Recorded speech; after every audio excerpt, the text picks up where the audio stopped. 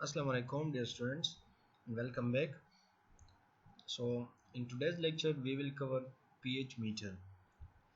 Uh, so starting with the introduction of pH meter, and then we will also generally discuss what is pH and what is the principle of instrument, and what are the components and how to operate the instrument, and what are the applications of pH meter. So let's begin with the introduction. The pH meter was invented in 1934 by American chemist Arnold O. Beckman to measure the sourness of lemons. ठीक है, तो सबसे पहले जो pH metre की invention हुई थी वो किस बेस पे हुई थी? वो एक साइंटिस्ट, अमेरिकन साइंटिस्ट ने की थी।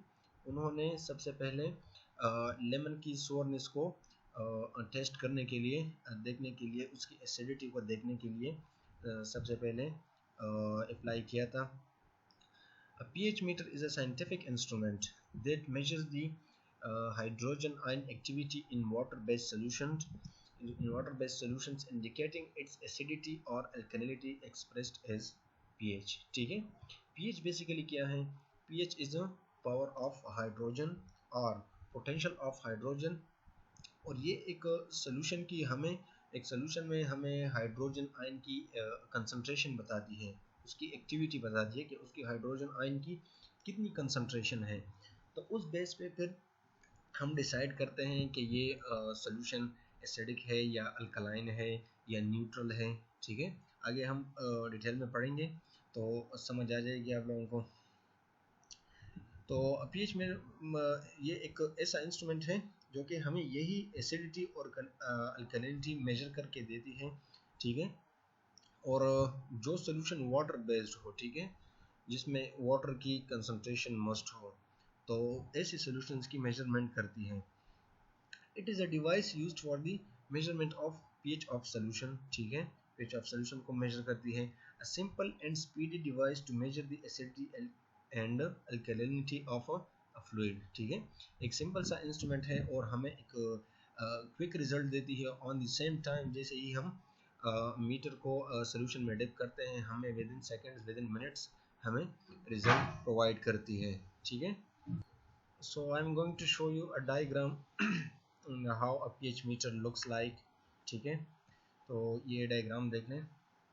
ये दो pH मीटर हैं। ये एक थोड़ा ओल्ड टाइप का है जो कि सिंपल भी है और इतना कॉस्टली भी नहीं है, और ये वाला थोड़ा मॉडर्न टाइप का है। तो pH मीटर बेसिकली आप लोगों को डायग्नोस्टिक लैब्स में बहुत कम ही नज़र आएगा। ये मोस्टली रिसर्च लैब में यूज़ होती है। डायग्नोस्टिक में अगर आप लोग देखें तो हम जब यूरिन एनालिसिस करते हैं तो इसमें भी हम पीएच चेक करते हैं। ठीक है, स्टूल एनालिसिस करते हैं, उसमें भी हम पीएच चेक करते हैं फॉर मल्टीपल पर्पजेज। ठीक है, लेकिन जब हम यूरिन की पीएच करते हैं तो हम पीएच मीटर से नहीं करते। ठीक है, उसके लिए अपने स्ट्रिप्स आते हैं, उसमें मल्टीपल पैरामीटर्स होते हैं, उसमें ग्लूकोज और स्पेसिफिक ग्रेविटी वगैरह वगैरह, ये सारे पीएच वगैरह ये सारे एक साथ दिखाते हैं। ठीक है, और वो आपके लिए इजी होता है कि आप उसे स्ट्रिप से करें बजाय इसके कि आप पीएच मीटर के साथ करें, क्योंकि वो कंपेरेटिवली पीएच मीटर इससे टाइम कंज्यूमिंग है और ये एक कॉस्टली इंस्ट्रूमेंट भी है। तो ये मोस्टली डायग्नोस्टिक लैब में यूज़ होती है, और सॉरी रिसर्च लैब में यूज़ होती है, डायग्नोस्टिक में यूज़ नहीं होती मोस्टली। ठीक है, तो ये एक सिंपल सा है, ये इसका प्रोब है। ठीक है, और ये मीटर है और ये इसके साथ वायर कनेक्टेड है, और यहाँ से इलेक्ट्रिसिटी पास होके इस प्रोब में जाती है और पीएच की एनालिसिस करके आपको रिजल्ट डिस्प्ले पे देती है। ठीक है, और ये एक एडवांस टाइप का है। ये इसका आर्म है और यहाँ पर प्रोब है और ये इसका मीटर है। ठीक है, और ये इसकी मेन्यू है, यहाँ पर हम इसकी सेटिंग कर सकते हैं। तो आगे डिटेल में पढ़ते हैं।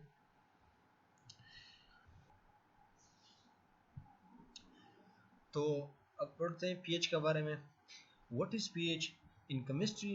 PH is a potential of hydrogen or of hydrogen is a scale used to specify the acidity or basicity of an aqueous solution। ठीक है, एक्वस सोल्यूशन एक वाटरी सोल्यूशन जिसमें वाटर कंपाउंड वाटर पाया जाता है। ठीक है, वो सोल्यूशन एक्वस सोल्यूशन होता है। तो ये आपको एक बस सोल्यूशन के बारे में इंफॉर्मेशन देती है कि ये एसिडिक है या बेसिक है, ठीक है। बेसिक या अल्कलाइन एक ही बात है, ठीक है। तो ये आपको एक वैल्यू देगी, ठीक है। उस वैल्यू से ये आपको पता चलता है कि ये एसिडिक है या अल्कलाइन है या न्यूट्रल है, ठीक है। अगर आपके साथ मशीन वैल्यू देती है, आपका जो पीएच मीटर है, जो इंस्ट्रूमेंट है, वो आपको वैल्यू बिलो द 7 देती है, तो इसका मतलब है कि इसकी पीएच, सोल्यूशन की पीएच एसिडिक है, ठीक है। एसिडिक मींस कि इसमें जो हाइड्रोजन आयन की कंसंट्रेशन है वो हायर अमाउंट में है। और अगर आपके साथ वैल्यू 7.1 से 7 से या 7 से या 7.1 से हायर आती है और 7.9 तक, तो इस बीच में जो वैल्यू आएगी वो आपके साथ न्यूट्रल कंसिडर होगी, वो ना एसिडिक होगी और ना बेसिक होगी। अगर आपके पास वैल्यू अबाउ द 8 आती है तो इसका क्या मतलब हुआ? तो इसका मतलब ये होगा कि आपके साथ जो सोल्यूशन है इसमें हाइड्रोजन आयन की कंसंट्रेशन कम अमाउंट में है और इसको हम अल्कलाइन या बेसिक सोल्यूशन कहेंगे, ठीक है। Acidic solutions with higher concentration of hydrogen ions are measured to have lower pH values than basic or alkaline solution. Alkaline solution क्या, सॉरी एसिडिक सोल्यूशन में हाइड्रोजन आयन की, जिस तरह मैंने पहले बताया कि हाइड्रोजन आयन की कंसंट्रेशन इसमें ज़्यादा होगी, ठीक है। और इसकी जो वैल्यू आएगी मशीन पे वो आपके पास आएगी बिलो दी 7, ठीक है, कम आएगी। और जो वैल्यू जब हाई आएगी और वो इतनी हाई हो कि वो 8 से हाई हो, तो फिर वो अल्कलाइन कंसिडर होगी। अब पीएच मीटर की प्रिंसिपल, कौन से प्रिंसिपल पे काम करता है और प्रिंसिपल क्या है? A pH meter will be made of probe, ठीक है। इस तरह मैंने पहले पिक्चर में बताया कि इसका एक प्रोब है, ठीक है। इसके साथ अ probe is made up of 2 electrodes which passes electrical signals to a meter, ठीक है। इसमें 2 इलेक्ट्रोड्स होते हैं और इसके थ्रू इलेक्ट्रिकल सिग्नल्स पास होते हैं। One is glass sensor electrode and other is a reference electrode, जिसको हम किलोमोल इलेक्ट्रोड कहते हैं, ठीक है। तो ये दोनों इलेक्ट्रोड कंबाइनली एक साथ काम करेंगे, ठीक है। और एक ग्लास सेंसर इलेक्ट्रोड होगी, ये आपके साथ सेंस करेगी, ठीक है, कि कितनी हाइड्रोजन कंसंट्रेशन है। और दूसरी होगी रेफरेंस इलेक्ट्रोड किलोमोल, जिसको किलोमोल इलेक्ट्रोड कहते हैं। ये एक मर्करी कोटेड इलेक्ट्रोड होगी। ये दोनों कंबाइनली आपको रिजल्ट परफॉर्म करके देंगे, ठीक है। तो both the electrodes are a hollow bulb containing potassium chloride solution with a silver chloride rod suspended in it. तो ये जो दो इलेक्ट्रोड्स होते हैं ये हॉलो बल्ब की तरह होते हैं, जिस तरह एक बल्ब होता है ना हमारे साथ, और बल्ब के अंदर जो टंगस्टन रॉड्स होते हैं और जिससे लाइट प्रोड्यूस होती है, ठीक है। तो इसी तरह ये हॉलो बल्ब होते हैं और इनके अंदर रॉड होता है, ठीक है, जो कि सिल्वर क्लोराइड से बना होता है और ये पोटाशियम क्लोराइड में सस्पेंडेड होता है, ठीक है। और यही पोटाशियम क्लोराइड एक इलेक्ट्रोलाइट सोल्यूशन होता है, ठीक है, जो कि as a conducting agent, conducting solution का परफॉर्मेंस करता है, ठीक है। The glass electrode have special coating of silica and metal salts. इनके ऊपर स्पेशल कोटिंग होती है।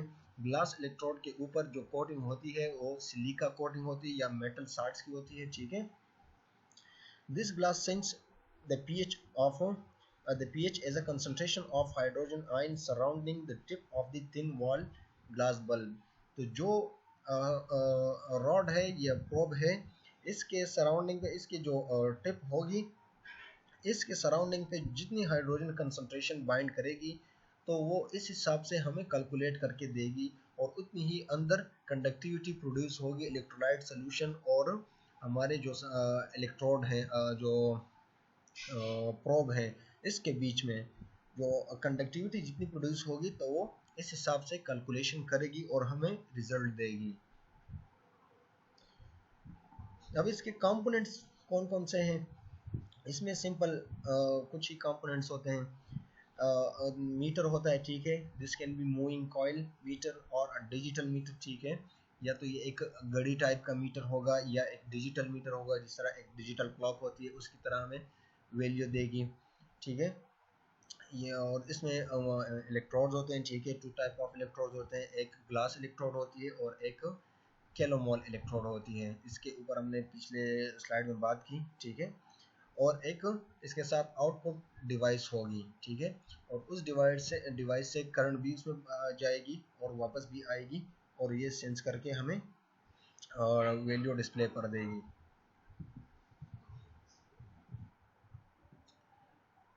So this is a typical electrode design किस तरह होता है, किस तरह इसके कंपोनेंट्स है वो किस तरह इसमें फिटेड होते हैं। इसमें एक सेंसर बॉडी होती है, ठीक है, जो कि सेंस करती है फ्लूइड को, ठीक है। इसमें इसके अंदर जो ये एक, जिस तरह हमने पिछले उसमें पढ़ लिया प्रिंसिपल में, ये एक हॉलो ट्यूब होता है, ठीक है, देखें ये एक हॉलो है और इसके इनसाइड इलेक्ट्रोड्स हैं। इसके साइड्स में फिर ये एक ग्लास होती है, चूँकि डबल वॉल्ड ग्लास होती है, तो यहाँ पर इलेक्ट्रोलाइट्स होते हैं, ठीक है।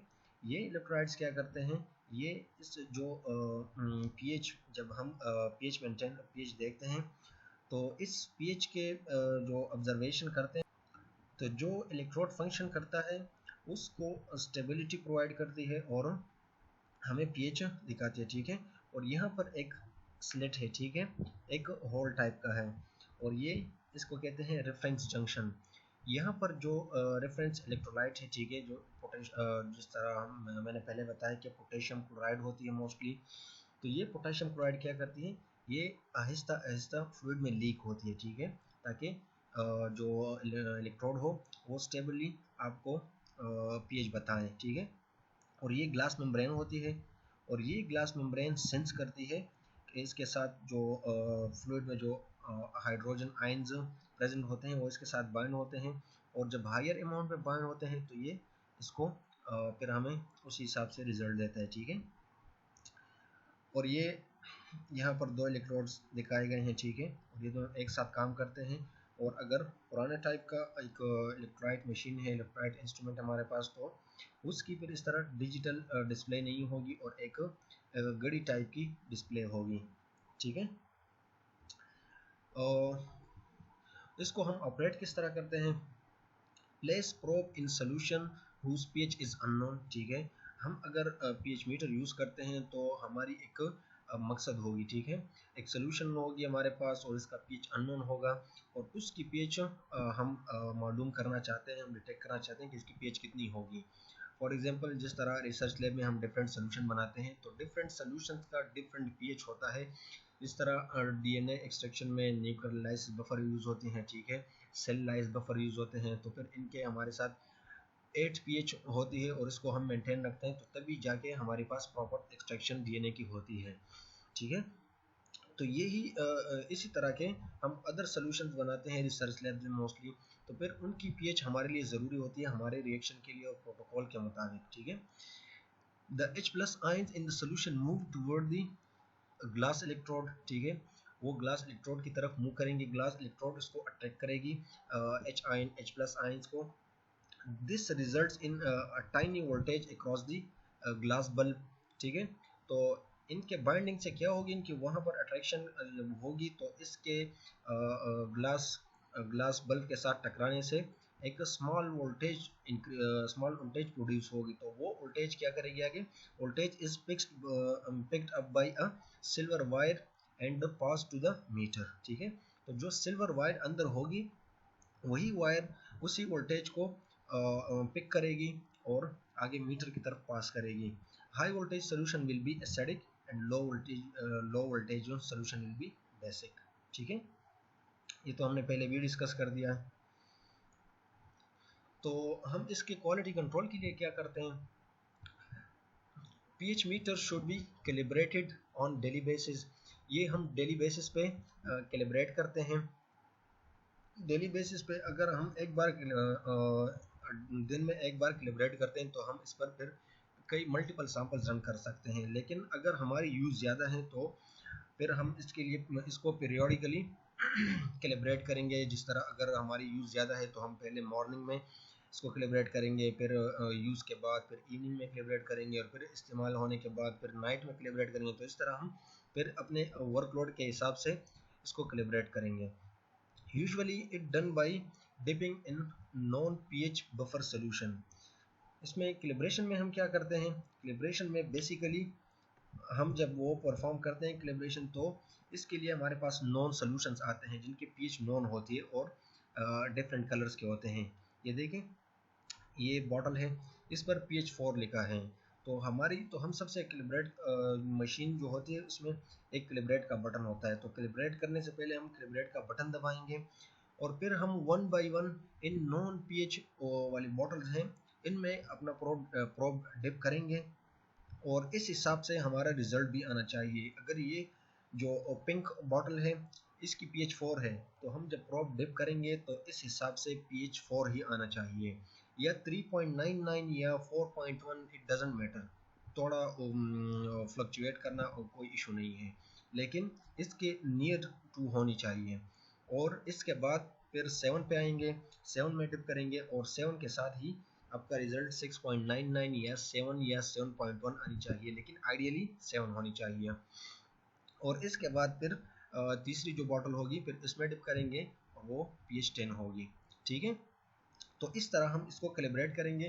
तो हम इसके साथ कैलिब्रेट करने के बाद फिर हम अगर चेक करना चाहते हैं कि आया ये जो हमारी इंस्ट्रूमेंट है ये वाकई कैलिब्रेट हुई है या नहीं, तो फिर हम इसके बाद एज अ टेस्ट यही बॉटल्स लेके और इसको हम मशीन के थ्रू डिटेक्ट करेंगे। अगर सही तरह कैलिब्रेट हुआ है तो फिर ये एज अ टेस्ट हमें पीएच 7 में अगर डिप करेंगे तो हमें 7 ही पीएच देगा, और अगर 4 में डिप करेंगे तो 4 ही पीएच हमें देगा। तो इस तरह हम इसकी टेस्ट भी कर सकते हैं कैलिब्रेशन की, कि हमारी कैलिब्रेशन हुई है या नहीं हुई। तो विद पीएच 7 बफर सोल्यूशन फिर क्या करेंगे, फिर पीएच 4 के साथ और फिर पीएच 10 के साथ। ठीक है, और इसके बाद क्या करेंगे, इसके बाद हम जो प्रोब होगी उसको वॉश करेंगे। अच्छा, ये जो 3 स्टेप्स हैं, ठीक है, 1 2 3, तो जब हम पहले उसको डिप करेंगे 7 में, ठीक है, तो फिर हम इसके बाद प्रोब को डिस्टिल वाटर के साथ वॉश करेंगे, ताकि जो रेमिनेंट्स हो, जो फ्लूइड उसके साथ अटैच हो प्रोब के साथ पीएच 7 की, वो इससे वॉश आउट हो जाए और क्लियर हो जाए। और इसके बाद फिर हम 7 में डिप करेंगे, और फिर इसके बाद हम इसकी वॉशिंग करेंगे, और फिर इसके बाद हम इसको 10 पीएच वाले सोल्यूशन में डिप करेंगे। ठीक है, तो ये इस तरह आप लोगों ने केयरफुली करना होता है। अच्छा, इसकी एप्लीकेशंस क्या हैं? pH meter is used to check the pH of a wide range of solutions and substances. Laboratory chemicals हम इसके थ्रू डिटेक्ट कर सकते हैं, पीएच डिटेक्ट कर सकते हैं। इस तरह मैंने पहले बताया कि अगर हम डीएनए एक्सट्रैक्शन कर रहे हैं या कोई और प्रोसीजर कर रहे हैं और इसमें हमें एक सोल्यूशन चाहिए एक स्पेसिफिक पीएच का, ठीक है, तो हम उस हिसाब से फिर उसकी पीएच मेंटेन करके उसको फर्दर यूज़ करते हैं। और अगर हमें वाटर चाहिए, वाटर एक स्पेसिफिक पीएच का चाहिए, तो हम उसको वाटर को भी डिटेक्ट कर सकते हैं इसके थ्रू। बेवरेजेस जिस तरह मशरूबात है हम उसकी पीएच डिटेक्ट कर सकते हैं इसके थ्रू। वॉशिंग पाउडर है, तो एक नॉन लैब एप्लीकेशन है इसके, तो ये भी मैंने डाल दिए हैं ताकि आप लोगों को जनरली आइडिया हो कि ये किसी भी चीज़ के लिए यूज़ हो सकता है जिसमें वाटरी कंटेंट हो, और इसके पीएच हम इसके थ्रू पर डिटेक्ट कर सकते हैं। ये एक पीएच चार्ट है, इस चार्ट को आप लोग देखें। तो इस चार्ट में पीएच स्पेक्ट्रम दिया हुआ है, ठीक है। तो न्यूट्रल देखें, बीच में 7 पीएच है, और अगर इससे डिक्रीज होता जाएगा, ठीक है, तो फिर येलो से डार्क ऑरेंज की तरफ जाएगा, तो उतनी ही पीएच एसिडिक होती जाएगी। अगर इसकी हम लेफ्ट साइड पे बात करें तो फिर स्काई ब्लू से ये पर्पल की तरफ जाएगा। और ये 7 डिफरेंट फूड्स दिए हुए हैं जिनके पीएच इस हिसाब से होते हैं, ठीक है। डिफरेंट मशरूबात होते हैं जिनकी पीएच 3 होती है और 4 होती है, ठीक है। और डिफरेंट फ्रूट्स वगैरह हैं, तो उनकी डिफरेंट पीएच इसके साथ हम चेक कर सकते हैं। अगर हम फ्रूट्स का जूस लें, ठीक है, या हम कोई बॉटल जो कार्बोहाइड्रेटेड बॉटल होती है, कार्बोनेटेड बॉटल ड्रिंक्स, अगर हम उसको ले और उसकी पीएच हम चेक करना चाहते हैं तो वो भी हम इसके थ्रू कर सकते हैं, ठीक है। तो ये चार्ट देख लें, इसमें देख लें अगर हमारे पास पीएच लेस देन 3 है तो वो स्ट्रॉन्ग एसिड कहलाएगा, ठीक है, और उसकी कलर क्या होगी, रेड होगी। अगर 3 और 3 के बीच में है, ठीक है, तो वो सिंपल एसिडिक होगी और कलर हमारे पास ऑरेंज या येलो होगी। अगर न्यूट्रल है तो हमारे पास इसका कलर ग्रीन होगा। और अगर 8 से 11 के बीच में है तो वो अल्कलाइन पीएच का होगा, ठीक है, और कलर हमारे पास ब्लू आएगी। और अगर पीएच ग्रेटर देन 11 है तो ये स्ट्रॉन्ग अल्कलाइन कहलाएगी और इसकी कलर वायलेट या पर्पल होगी, ठीक है। And so this was all about pH and pH meter.